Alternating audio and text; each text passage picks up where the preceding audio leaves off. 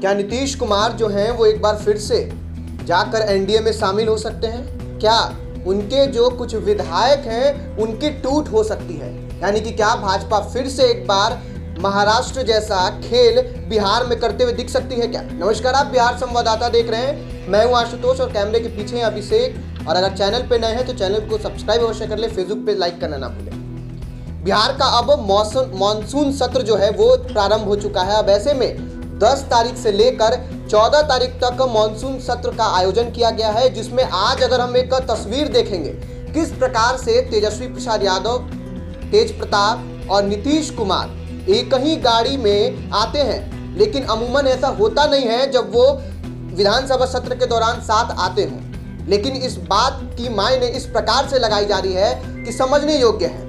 अगर वो एक तरफ आप देखते हैं किस प्रकार कल जो है तेजस्वी प्रसाद यादव जो हैं वो फॉरेन की अपनी यात्रा से जब बिहार आते हैं, तब वो एयरपोर्ट पर पत्रकारों से बात करने के दरमियान कहते हैं कि अभी सब कुछ ठीक है और हमारे मुखिया जो हैं वो नीतीश कुमार ही हैं।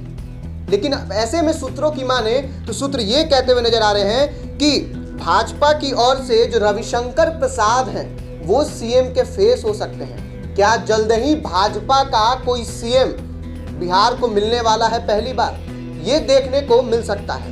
फिलहाल अगर एक नजर डालें तो सूत्रों की अगर माने, ये हम नहीं कह रहे, सूत्रों के हवाले से ऐसा खबर आ रहा है कि जदयू के जो हैं 15 से 20 विधायक हैं वो भाजपा में ज्वाइन हो सकते हैं। और साफ साफ समझने योग्य बात तो है किस प्रकार से कल नित्यानंद राय जो हैं वो चिराग पासवान से मिलते हैं और उसकी जो मायने हैं वो काफी निकाले जा रहे हैं। अब ऐसे में आज चिराग दिल्ली है और 24 में चुनाव है और केंद्रीय यानी कि वह कैबिनेट जो है उसका भी विस्तार नरेंद्र मोदी करने वाले हैं।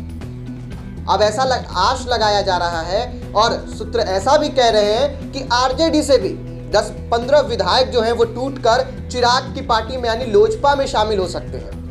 तो क्या फिर से बिहार में भाजपा की सरकार बनने जा रही है कि नहीं, ये अभी फिलहाल के लिए असमंजस में है, लेकिन कुछ घंटों में ये हो सकता है या फिर आए कुछ महीनों में, कुछ दिनों में ये हो सकता है। जिस प्रकार से 2015 में महागठबंधन में नीतीश कुमार शामिल होते हैं, 2 वर्षों तक उनका महागठबंधन चलता है, सरकार चलाते हैं और 2017 में वो फिर से सरकार गिर जाती है, वो इस्तीफा दे देते हैं। और एक इंपॉर्टेंट बात जो सबसे महत्वपूर्ण जानकारी है, किस प्रकार से उस समय सुशील मोदी जो वर्तमान में राज्यसभा सांसद हैं उनका योगदान था, किस प्रकार से वो 25 बार प्रेस कॉन्फ्रेंस करते हैं, लालू प्रसाद यादव को भ्रष्टाचारी बताते हुए नजर आते हैं, उनके परिवार को भ्रष्टाचारी बताते हुए नजर आते हैं। अब उसके बाद रातों रात सरकार गिर जाती है, उसके बाद फिर अगले दिन एनडीए की सरकार बनती है जिसमें आप सुशील मोदी को उप मुख्यमंत्री बनते हुए देखते हैं।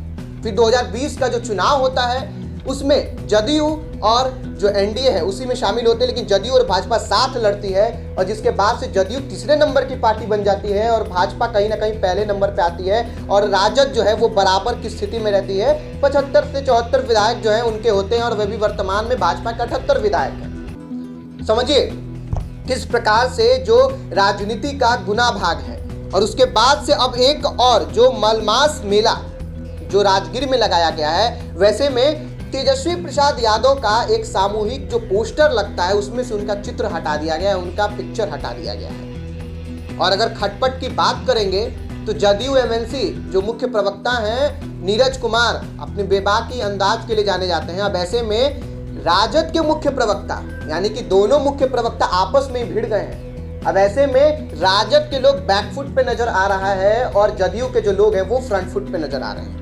अगर एक तरफ बात करेंगे तो अशोक चौधरी जो है उनकी खटपट एक आरजेडी के एमएलसी के साथ चल रही है, ऐसा भी खबर है। अब सुशील मोदी भी भविष्यवाणी कर दिए भाई कि सरकार जो है बहुत जल्द गिरने वाली है, कि क्या सही में इस प्रकार से जो एनडीए की सरकार है वो फिर से बनने जा रही है? क्या चिराग पासवान जो है वो एनडीए में शामिल हो जाएंगे? मैंने कल खबर में आपको बताया था किस प्रकार 5 तारीख को रामविलास पासवान जो है उनकी जन्म जयंती रहती है। अब ऐसे में लालू प्रसाद यादव उनको फोन करते हैं और कहते हैं, पहले तो हाल चाल लिए और कहते हैं कैसे हो, चिराग कहते हैं ठीक है, और उसके बाद से लालू कहते हैं कि तुम महागठबंधन में आ जाओ, तेजस्वी के साथ चुनाव लड़ो। लेकिन चिराग देखिए कितने स्मार्ट हैं, उन्होंने अपना पल्ला झाड़ लिया और कहा वहाँ नीतीश कुमार हैं और अब ऐसे में जो है वहाँ हम महागठबंधन में शामिल नहीं होंगे। सबसे एक महत्वपूर्ण बात यह है कि केंद्र में कैबिनेट का विस्तार होना है जिसमें प्रधानमंत्री नरेंद्र मोदी की जो है वो खासा नज़र बिहार के राजनीति पर है और बिहार में जो सियासी उलटफेर है उसको लेकर है।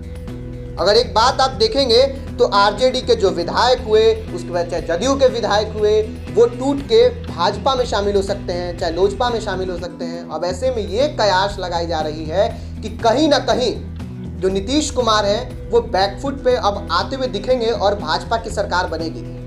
आपने देखा होगा किस प्रकार से नीतीश कुमार 1 to 1 अपने नेताओं से मिल रहे हैं, एमएलसी एमएलए से मिल रहे हैं। अब ऐसे में हरिवंश जो हैं वो राज्यसभा के उपसभापति हैं, वो गुपचुप तरीके से आते हैं और सीएम आवास में मिलते हैं और फिर दिल्ली चले जाते हैं। जब महागठबंधन में नीतीश शामिल हुए थे तो उससे पहले जो हरिवंश थे उनसे खासा नाराज चल रहे थे, लेकिन उसके बाद फिर नीतीश से ये मुलाकात जो है वो राजनीतिक गलियारों में कहीं ना कहीं हलचल का विषय बनता हुआ नजर आ रहा है। अब ऐसे में ये देखा जा सकता है कि क्या सही में आने वाले दिनों में भाजपा अपनी सरकार बनाती है, क्या सही में एनडीए की सरकार बनती है और रविशंकर प्रसाद पहली बार ऐसा होगा जब भाजपा का कोई मुख्यमंत्री बिहार को मिलने जा रहा है। आपकी क्या राय है, आप भी कमेंट बॉक्स में ज़रूर बताइएगा। और अगर आप कुछ स्पेशल बताना चाहते हैं नीतीश कुमार को लेकर, तेजस्वी प्रसाद यादव को लेकर, जो आपके मन में हो, वो भी अपनी व्यथा कमेंट बॉक्स में ज़रूर बता दीजिएगा। फिलहाल हमें दीजिए इजाज़त, धन्यवाद।